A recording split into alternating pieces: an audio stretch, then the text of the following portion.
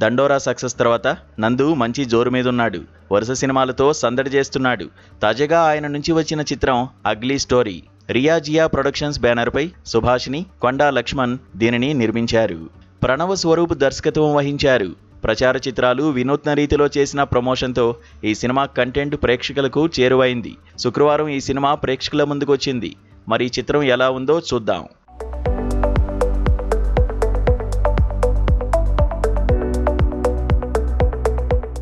నేహ చిన్నతనంలోనే తల్లిదండ్రులను కోల్పోతుంది. మేనమామ ఆమె బాధ్యతను తీసుకుని పెంచుతాడు. అతడి కొడుకైన కార్తీక్ను ఇచ్చి పెళ్లి చేయాలనుకుంటాడు. నేహ అంటే పిచ్చి ప్రేమ అతనికి. నేహ మాత్రం చిన్నప్పటి మిత్రుడైన గౌతమ్ను ప్రేమిస్తుంది, పెళ్లి చేసుకోవాలనుకుంటుంది. అది సహించని కార్తీక్ సైకోలా మారి నేహాను ఇబ్బంది పెడతాడు. తప్పని పరిస్థితిలో ఇష్టం లేకుండానే అతన్ని పెళ్లి చేసుకుని మౌనంగా అన్నీ భరిస్తూ ఉంటుంది. ఓ రోజు నేహ రక్తపు మడుగులో పడుతుంది.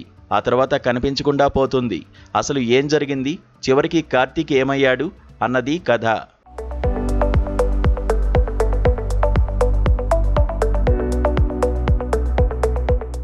ఈ మధ్యకాలంలో నందు ఎంచుకున్న ప్రతి కథ విభిన్నమైనదే. నటుడిగా తనని తాను నిరూపించుకోవడానికి తపన పడుతున్నాడు. అతనికి ఈ కథ కాస్త భిన్నమైనదే. ఫస్ట్ హాఫ్ అంతా కార్తీక్ నేహాను అనేక రకాలుగా హింసించడంతో సాగుతుంది. ఈ సన్నివేశాలన్నీ అక్కడక్కడే తిరుగుతున్నట్లు అనిపిస్తుంది. మధ్యలో గౌతమ్ నేహల కథ నడుస్తుంది. దాంతో ఇంటర్వెల్ కాస్త సింపుల్గా ఎంజాయ్ చేసేలా ఉంటుంది. సెకండ్ హాఫ్లో మళ్ళీ అదే తంతు, టార్చర్ దిశగానే సినిమా నడుస్తుంది. అసలేం జరిగిందనే ఫ్లాష్ బ్యాక్ అప్పుడు తెరపైకి వస్తుంది. నేహ కనిపించకుండా పోయి ఇష్యూ పోలీస్ స్టేషన్కి వెళ్ళాక కాస్త వేగం పుంజుకుంటుంది. క్లైమాక్స్లో పోలీస్ చేత ఓ ట్విస్ట్ ఇచ్చారు. అది అంతగా కనెక్ట్ కాలేదు. భర్త ఎంతగా టార్చర్ పెడుతున్నా ఆ అమ్మాయి ఎందుకు అంత ఓపిగ్గా భరిస్తుందో చివరిదాకా చెప్పలేదు. కొన్ని సన్నివేశాలు ఊహకు అందేలా ఉన్నాయి. దర్శకుడు లాజికల్ను అసలు ఫాలో కాలేదు.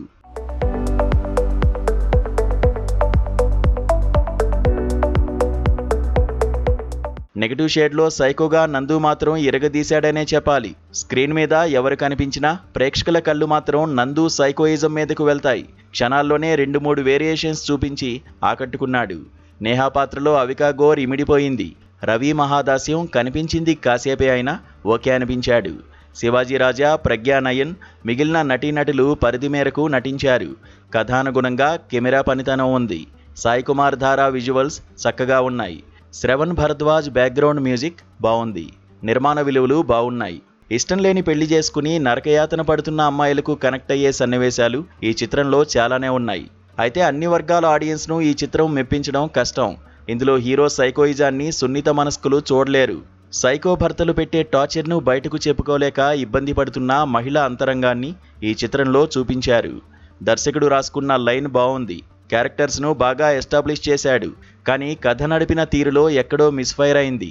అంచనాలు లేకుండా సినిమాకు వెళ్తే కొంతవరకు ఎంటర్టైన్ అయ్యే అవకాశం ఉంది.